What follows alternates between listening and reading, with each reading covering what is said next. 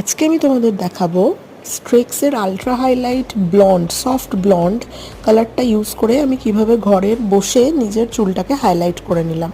প্রথমে পাউডার আর ডেভেলপারটাকে আমি ভালো করে মিশিয়ে নিয়েছি। তবে হ্যাঁ, পুরো ভিডিওটা দেখতে হলে কিন্তু ইউটিউব চ্যানেলে গিয়ে পুরো ভিডিওটা দেখতে হবে। যে চুলগুলোকে আমি হাইলাইট করব সেগুলোকে প্রথমে লুজ করে খুলে নিয়েছি। তারপর আমি এটা অ্যাপ্লিকেটারের সাহায্যে লাগালাম, কিন্তু আমি অ্যাপ্লিকেটারে কমফোর্টেবল নই, তারপর আমি হাত দিয়েই লাগিয়ে নিলাম। যে পোর্শনের চুলগুলোকে আমি হাইলাইট করব সেগুলোকে আমি প্রথমেই খুলে নিয়েছি। এগুলোকে ভালো করে আমি লাগিয়ে নেব। পুরো মিক্স যেটা আমি করেছি মিক্সচারটাকে ভালো করে চুলে লাগিয়ে নেব। সামনে 3টে পোর্শন, পিছনেও 3টে পোর্শন আছে। আচ্ছা, এগুলো লাগানোর পর আমি একটা ছোট ক্লাচার দিয়ে চুলটাকে সিকিওর করে নেব, নাহলে এটা বারবার মুখের মধ্যে পড়বে।